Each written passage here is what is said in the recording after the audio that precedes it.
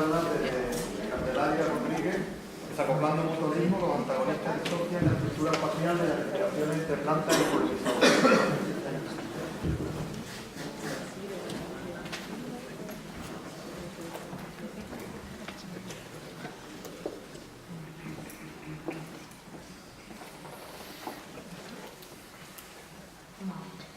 Hola, buenas a todos. Para los que no me conozcan, soy Candelaria Rodríguez, también del mismo grupo de investigación que Néstor, que nos presentó el estudio tan chulo. Hay que hacer publicidad propia. Y hago la tesis en la estación bajo la dirección de Pedro Bordán y Alfredo Valle. Entonces, lo que hoy le vamos a contar son los resultados más importantes del cuarto capítulo de la tesis, donde analizamos cómo el contexto biótico, donde ocurren estos mutualismos entre plantas y polinizadores, afectan el resultado de esa interacción. Entonces, la planta estudio con la que nosotros trabajamos es la que aparece en la imagen, que es Isoplexis canadiense, que si miramos a la imagen, ¿no?, y nos preguntaran de cuántas interacciones planta-animal estamos visualizando, diríamos que una, que es la que ocurre con su polinizador más frecuente, que es el mosquitero canario. Pero si nosotros nos acercamos a la planta y miramos con más detalle, vemos que están ocurriendo otro tipo de interacciones planta-animal, ¿no? Podemos observar arriba a la izquierda, ¿dónde está el...? Podemos observar que hay flores dentro de la planta que tienen la corola dañada porque hay explotadores de néctar, o incluso larvas de insectos que están consumiendo granos de polen, óvulos, tanto en flores en desarrollo como en flores abiertas, o incluso en otras zonas donde hay incluso frutos ya en desarrollo, podemos encontrar también depredadores de semillas. Entonces, este tipo de interacciones, que son agentes antagonistas, son las que nosotros estudiamos como el contexto biótico de las interacciones planta-polinizador. Estudios previos han demostrado que tienen un efecto muy importante que pueden condicionar el beneficio que ese polinizador reporta a la planta, que incluso pueden llegar a anularlo por completo. Y esos estudios, la verdad que los hay, pero son escasos, no son tan abundantes, de manera que analizan de forma simultánea el efecto de ambos agentes, y todavía menos se reduce cuando consideramos que lo analicen en un espacio, ¿no?, en el contexto espacial. Entonces, nosotros dentro de lo que es el mutualismo de la polinización, entendemos que para conocer de forma precisa qué es lo que determina el éxito reproductivo de la planta, tenemos que considerar ambos grupos funcionales, porque el éxito reproductivo va a ser el resultado del balance entre ambas fuerzas que son contrapuestas. Lo que ocurre es que dentro de una planta, dentro de una población de plantas, cada planta tiene un perfil de interacciones determinado. Así, una planta que está a 5 metros de mí no tiene por qué interaccionar con la misma fuerza con mutualistas que yo lo hago, ¿no? Y así encontraremos plantas que interaccionan más con mayor fuerza con mutualistas, otras con antagonistas, o un balance entre ambos. Y esto al final lo que rinde son diferentes resultados de éxito reproductivo. Lo que ocurre es que con frecuencia también ese éxito reproductivo está estructurado en el espacio bidimensional dentro de esa población. Por un lado, porque las plantas son organismos sesiles y eso ya las marca un punto fijo en el espacio, y porque entonces los animales van a tener que ir a ellas para interaccionar y explotar sus recursos. Pero por otro lado, también va a depender esa estructura espacial del éxito reproductivo de la identidad taxonómica de los animales que interaccionan con esa planta. Así no es lo mismo tener un vertebrado con un invertebrado, porque van a tener sistemas sensoriales distintos y las señales que utilicen para localizar los recursos florales serán distintos, desde que vamos discriminando entre flores hasta que vamos aumentando los niveles de organización y discriminan entre plantas dentro de esa población. Pero también puede determinarles que tengan distintas capacidades de movimiento. Entonces, para un animal que tiene una movilidad reducida, lo que cabe esperar es que llegara a la población y que interaccionara, por ejemplo, con este grupo de plantas, y que lo hiciera con mayor probabilidad con las más cercanas, porque tienen esa capacidad de movilidad más reducida, y que esas plantas que están también más cercanas tuvieran fuerzas de interacción con ese agente más parecidas entre sí, pero distintas a aquellas que estuvieran a mayor distancia, incluso si la movilidad es muy reducida, que les impidiera interaccionar por completo con otras plantas más alejadas. Y lo contrario cabría esperar para un animal que tiene mayor capacidad de movimiento, que a priori, de forma potencial, pues sí que puede interaccionar con todas ellas, y lo que cabría esperar también es que las fuerzas de interacción fueran más similares entre las plantas y que no hubiera una estructura espacial tan marcada en esas fuerzas.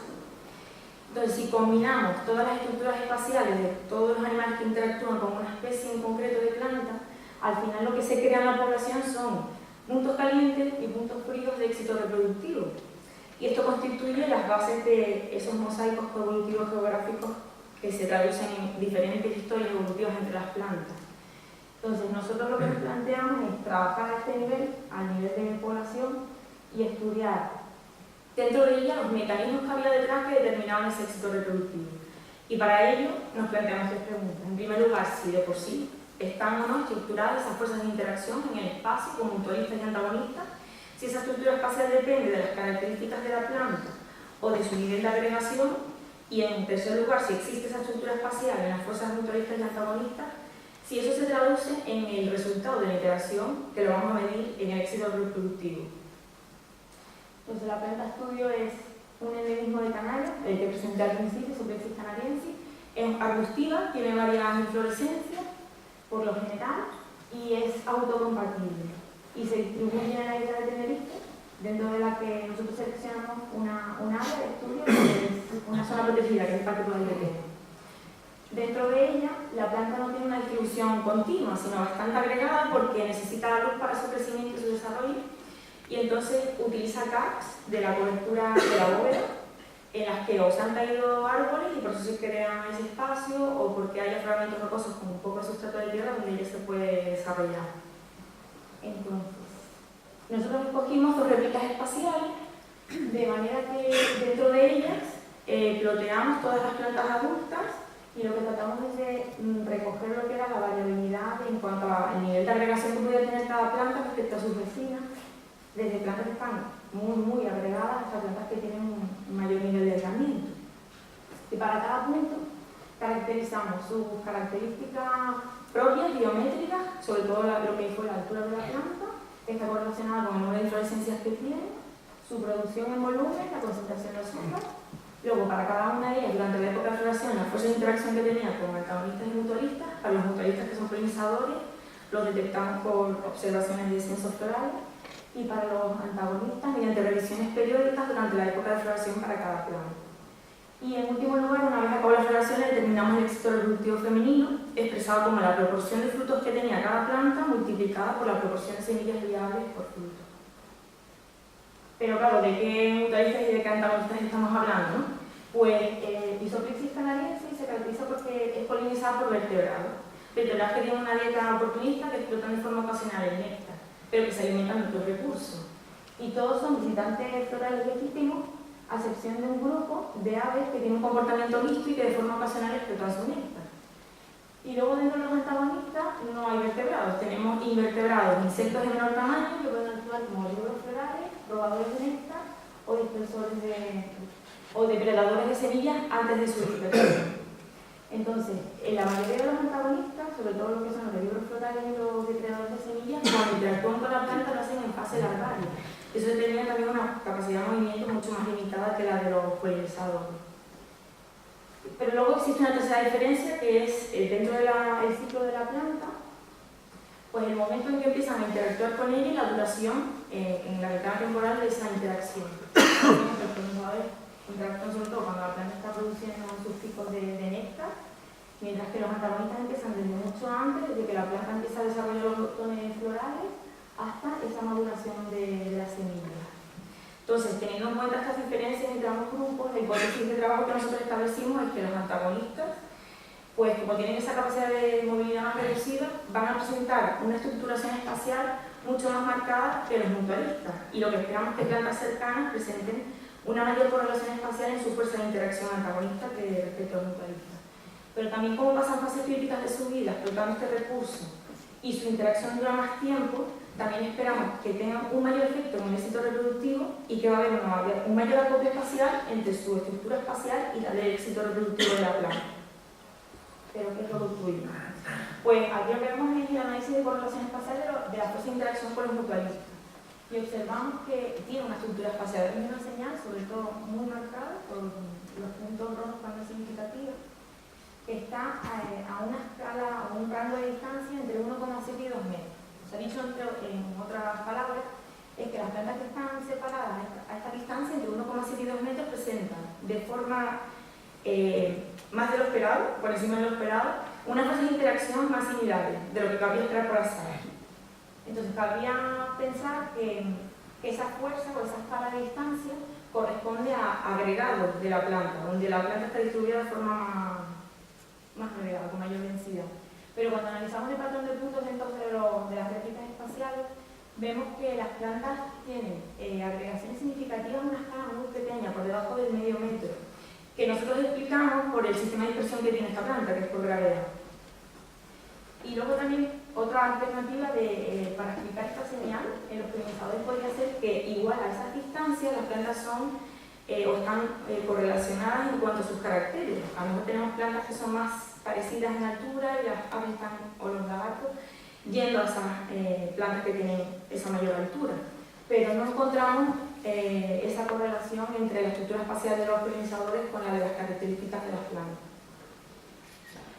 Entonces, lo que nosotros pensamos como una explicación alternativa es que más que de las características de las plantas de su posición depende más de las características propias de los polinizadores, porque durante la misma campaña nosotros realizamos un seguimiento de los patrones de movimiento de las aves dentro de ambos gaps y observamos que había una categoría de distancia que se repetía o que se realizaba con mayor frecuencia cuando ellos se mueven entre plantas que el resto y que está dentro de la misma escala de distancia a la que se muestra su señal, que era entre 1 y 2 metros. Podríamos pensar que es precisamente esta la distancia al vecino más cercano, que con más frecuencia se repiten los gaps, pero no es así, porque en uno era de medio metro y en otro era al de 1 metro. Y sin embargo, los saltos se están produciendo por encima del metro, entonces no están pasando al vecino más cercano inmediatamente, sino se saltan, por decirlo de alguna manera, varias plantas entre medio. Y podemos pensar que una de las posibles explicaciones es que sean restricciones ecomorfológicas de estas aves y o energéticas, que para ellos sea una estrategia energéticamente eficaz de dar estos pequeños saltos siempre a esas mismas distancias. Y con los antagonistas que los encontramos, pues de forma inesperada, nosotros pensamos que ellos sí que iban a tener una estructura espacial mucho más marcada, pero no encontramos nada. Entonces, plantas que tenían mayor o menor fuerza de interacción con las antagonistas no estaban juntas, ¿no? Las que tienen más fuerza, con más fuerza, son las más cercanas, y las que tienen menos fuerza de interacción, entre ellas más cercanas, no. Estaban deformadas a los en el espacio. Claro, viendo que los mutualistas sí que tenían una señal espacial, pues habría que esperar que eso se viera traducido en la estructura espacial del éxito reproductivo, pero no fue lo que observamos. Entonces, ¿por qué este desacople espacial entre las fuerzas de interacción de los mutualistas con la del éxito reproductivo de la planta? Pues la hipótesis que nosotros planteamos es que son los antagonistas los que diluyen esta señal y los que disocian ambas estructuras espaciales, porque hicimos un análisis de regresión lineal complementario en el que pusimos como variable de respuesta el éxito reproductivo de la planta y como factores explicativos ambas fuerzas de interacción. Y observamos que las dos son significativas, lo que ocurre es que la de los mutualistas es más marginal, pero los antagonistas es muy significativa y en sentido contrario. Entonces, si nos fijamos dentro de los antagonistas, ¿quiénes son los principales responsables de esa desacople, esa disociación espacial? Vemos que son los florícolas, bueno, los herbívoros florales, que eran los que comenzaban con más temprano esa interacción y que estaban interaccionando antes y durante la acción de los polinizadores, tanto de forma directa, consumiendo los gametos, como de forma indirecta, alterando el atractivo que pueden presentar las plantas a los polinizadores.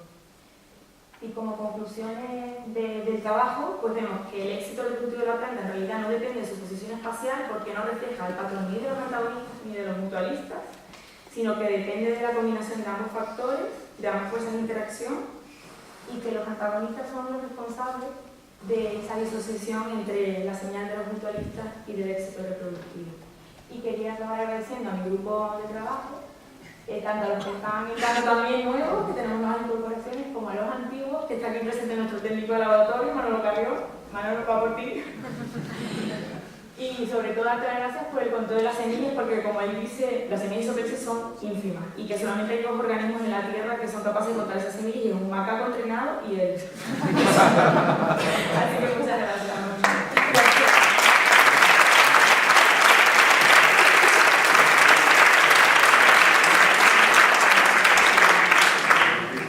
Bueno, hay tiempo para que Marcos pregunte.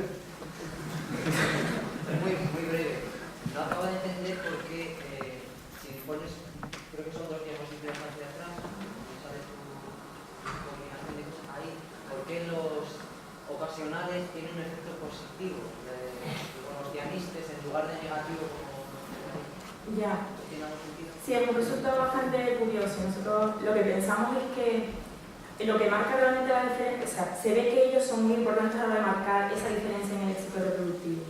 Entonces, se ve que lo que son los Phylloscopus interaccionan de forma bastante homogénea y frecuente con todas las plantas, pero el hecho de que entre el robador sí que marca una diferencia, y creemos que también por el propio comportamiento de este polinizador. Nosotros no sabemos si se diferencian, por ejemplo, los tipos de movimientos que tienen, pero en el trabajo anterior analizamos la efectividad por visita más sencilla, y cuando vemos la proporción de semillas viables que producen ambos tipos, el Phylloscopus y el cianiste, en el cianiste es superior.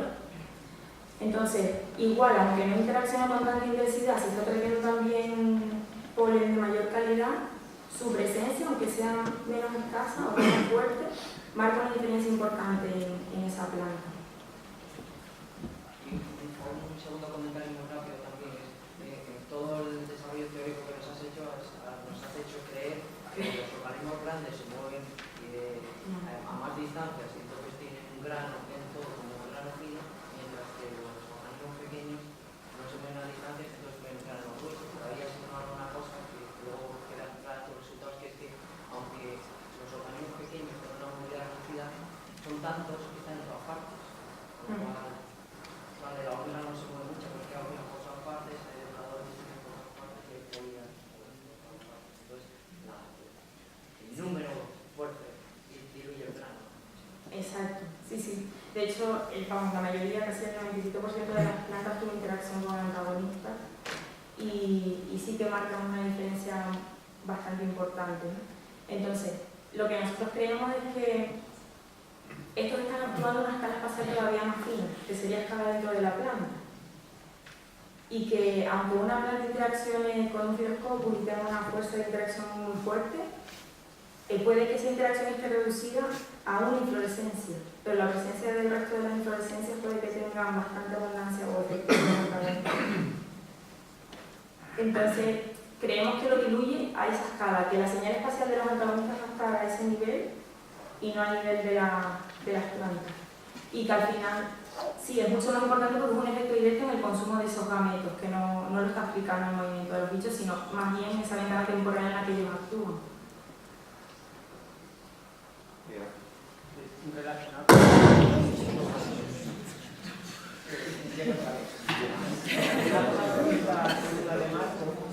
en realidad, si no hubiese el efecto espacial de los antagonistas, porque son muy abundantes, no esperaríamos encontrar un efecto tan significativo de los residuos florales. El hecho de que haya un efecto tan marcado de los residuos florales significa que no están distribuidos homogéneamente por el paisaje. Y lo que pienso que también puede explicar por qué no hay una correlación espacial es que la larva puede tener una movilidad muy reducida, pero lo que determina dónde están las larvas es que las mariposas se pueden mover mucho más. Sí, sí, es cierto. Es verdad que nosotros, claro, lo analizábamos y lo enfocábamos durante esa interacción a la hora de una vez que ellos llegan, cómo están explotando los recursos, pero es verdad que si llegan un montón de mariposas y las mariposas van a poner huevos en todas las plantas, no va a determinar ningún tipo de estructura especial. Y se me ocurre ya, aquí en este duelo de baños, que una cosa que se está olvidando es que quizá la percepción de todos estos organismos sobre el recurso depende de la calidad del recurso, que sea heterogéneo también, y eso no lo tenéis en cuenta en nada de esto. Estáis asumiendo que todas las plantas son básicamente iguales, pero si unas están más defendidas genéticamente, tienen más defensas y otras tienen más mesas, por la razón que sea, eso genera cierta heterogeneidad que tiene que ir siguiendo todos esos. El dicho. Pero nosotros analizamos la estructura espacial de esas características de las plantas y no aparecía señal. Entonces, es verdad que puede que esté correlacionado, no está estructurado espacialmente, porque está aleatorio, ¿no? Plantas que a lo mejor tengan distintas alturas están dispersas de forma aleatoria en el espacio, pero no tiene esa señal espacial, lo que no quiere decir que el efecto del antagonista no esté relacionado con esas características. Pero tenéis datos de si Biométrica. genética en compuestos de defensa, por ejemplo. No, que va. Entonces, ahí en ese tipo de cosas puede generar heterogeneidad de cosas de despliegue floral. antagonistas quizá más sutil.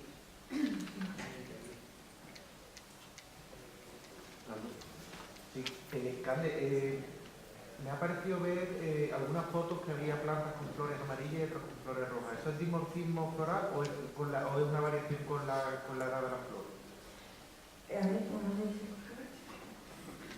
Unas parecían más amarillas y otras parecían como flores más naranjas fuertes. Sí, dentro de la misma flor, lo que sí se observa es un cambio de todos los colores de las partes reproductivas. Pero que no hay plantas de isoplesia que tengan las flores amarillas y otras. No. Tampoco lo hemos medido a grano fino para ver si esa variación No, es que si hubiera el dimorfismo ese, tocando con lo que dice Marco, sí que hay estudios de que la pérdida del color rojo, que es una pérdida de la capacidad de producir un tipo de flor rojo, la proteína, y va a la ruta a otros flavonoides que pueden ser deterrentes de herbivoría por oruga. Y eso a lo mejor ahí puede ilustrar diferencias.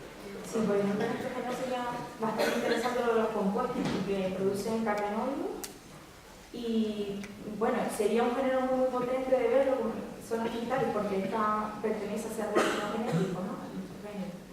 Y se utilizan en medicina, pero que no sabemos qué papel puede jugar también en las interacciones tanto con mutualistas como con antagonistas. Y es verdad, no hemos, por ejemplo, visto esa estructuración espacial que parece muy interesante. Incluso verlo también en qué efectos producen los polinizadores. Porque hay especies en las que producían cafeína en el néctar y sí que se ve un efecto en esos polinizadores, ¿no? Sí, pero aquí estaría muy interesante verlo también. Como metan las levaduras Ya, vamos.